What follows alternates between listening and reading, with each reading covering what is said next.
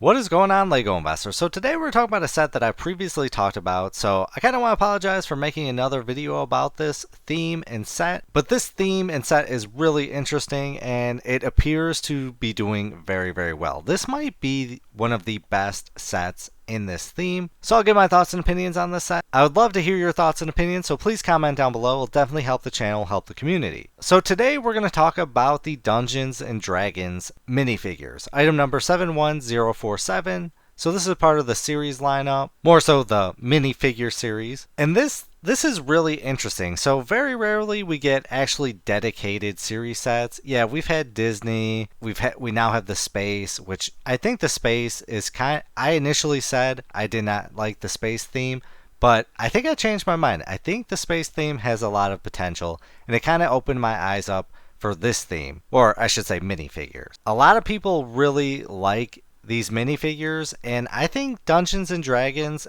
can be a strong theme. We've only got a few sets out right now, and I think if they really mass produce these in regards to sets, and what I mean by that is a variety of sets, not actually mass producing these very few sets that we have, I think there could be huge potential, because if you look at the castle theme and other medieval type sets, they tend to do really, really well, and I think this falls in that category, and it also offers some uniqueness, which definitely will help.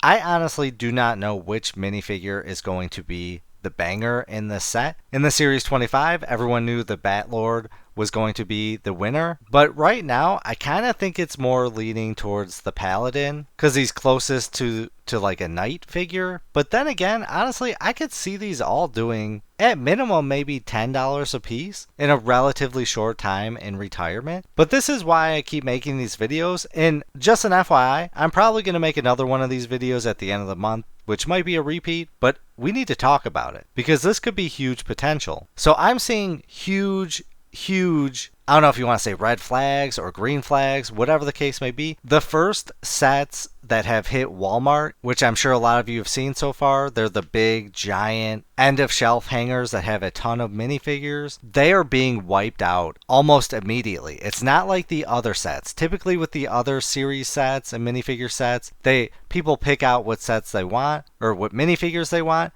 but people are buying every single one of these. They're not searching through them. So that really, really says that there's some potential in this set. Or I should say minifigures. I'm going to keep mispronouncing minifigure sets. You know what I mean. So I would love to hear if in your area, is it the same way? Are people just wiping these out? I really wanted to buy some. I would have wiped them out. And I sadly just missed out. And I hit up every Walmart and the same thing. They were bought out. It could have been by the same person. But that's like, what, $300 in that display case? Maybe even more. So I really want to know, do you think these minifigures are going to do awesome? Or do you think that LEGO is going to hear about how popular these are and how much investors love this, and they're going to mass produce this and maybe have a time extension where typically they last, what, 6 to 9 months, anywhere between there, maybe a year? Could they go even longer? I wouldn't be surprised if LEGO does that. That's kind of just what LEGO does every so often. Or I shouldn't say often. That's what they do. They don't want people investing. They want people buying because they want the money. They don't want the money to go to the secondary market. So I could see these being just absolutely insanely produced and given an extension in their retirement. So this is why I'm making this video, so I can kind of gauge what other investors think and feel. I really hope that doesn't happen, but I think this might be a set that really changes the game and teaches LEGO that if you do a proper theme, there could be big money for them and investor. So really quick, let's take a look at some previous, or I should say the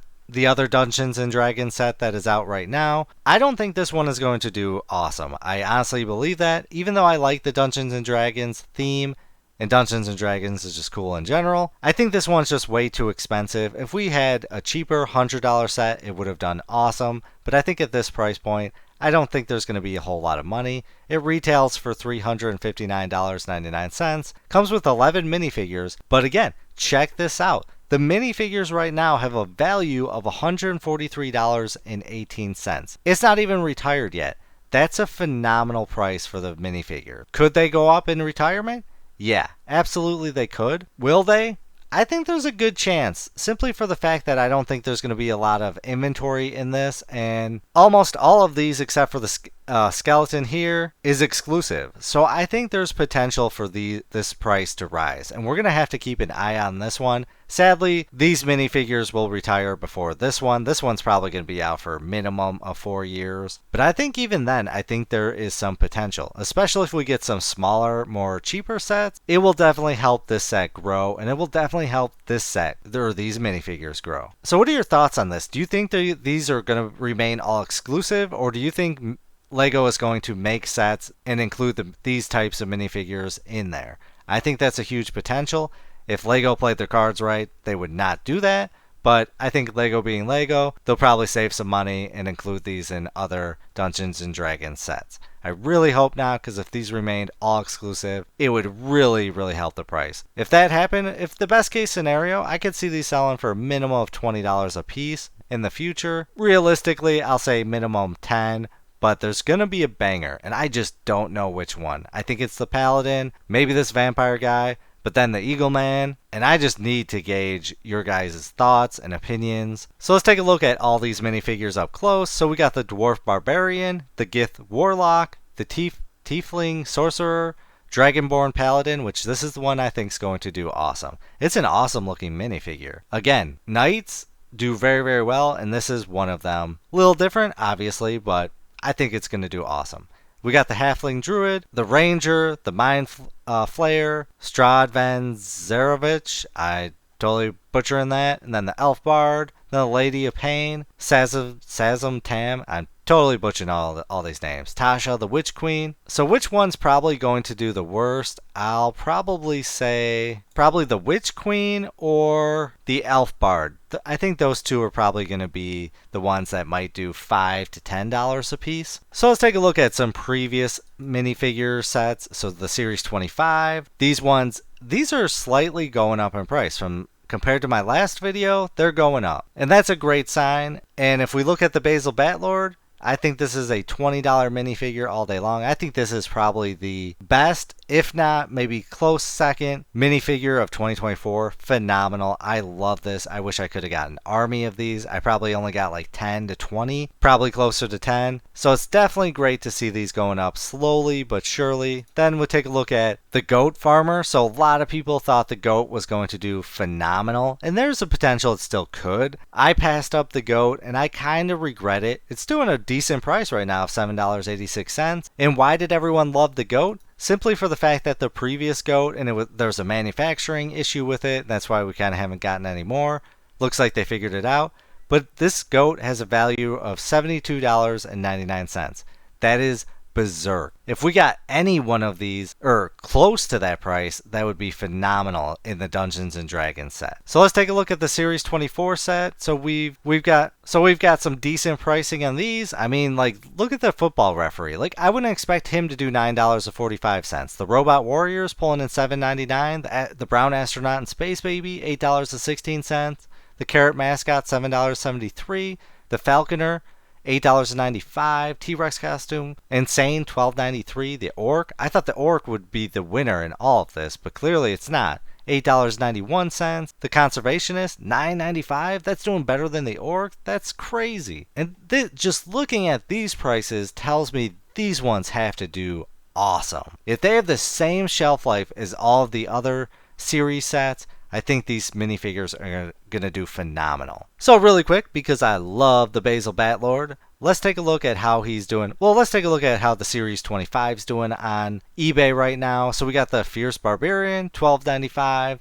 Basil Batlord, $17.95. Olympic Sprinter, $7.46. The Mushrooms Butterfly, $9.71. So again, really, really well. And then the Vampire Knight, Basil Batlord, $12.49, $17.95, $10.36, $18.98, $17.50, $15.30, $10.36, $19.97, $15, $10.36. So slowly going up, and just God, that minifigure is just amazing. I think they knocked it out of the park with this one. And let's see how these minifigures are doing right now. And this is why I like making these videos, so we can kind of see how they're doing on eBay. So we got the Dragonborn Paladin, $9.95. This guy, $6.95. Paladin looks like somebody. I'm wondering if the person who cleared out all my Walmarts just is selling these. That's probably the best bet right now because you get a pop at the beginning and you got to be first one out the gate. Start listing these, but they're doing really well. $10 here plus $4.19 shipping. That's amazing. $10.99 plus 4 shipping. Mind Flayer's doing $11.49. The Witch Queen's doing $14.95. All right, something's up with that. Why I don't get why the Witch Queen. You're telling me the Paladin is pulling in less than these two? All right, so something's up. Maybe I'm wrong. Maybe I need to get out of the Paladin idea. Maybe the other ones are stronger. The Ranger $12.99. So yeah, I need your thoughts and opinions on these. Which one do you think is the winner, and how do you think it's gonna do? Which ones do you think is gonna be the losers in this set? I'm all over the place right now. I just can't gauge which one's gonna do awesome. Like the Lady of Pain, $11.99. That's phenomenal. Eventually, probably within 2 to 3 months, we'll have these prices level out. But which one's gonna come out the winner? It's too soon to say. I think it's the Paladin, but I'm starting to think the other ones are gonna be maybe pulling in a lot more. So I appreciate you watching, and yeah, shout out to everyone that comments their thoughts and opinions. It really helps the community. As an investor, I love seeing how other investors invest their money and their thoughts and opinions on these sets. I appreciate it, other people appreciate it, and shout out to everyone that likes the videos. But as always, please do your own research, have some fun, make some money. Video is not financial advice. Any statements made are my views and is for entertainment purposes only and should not be taken as financial advice. Do your own research before making any financial investments.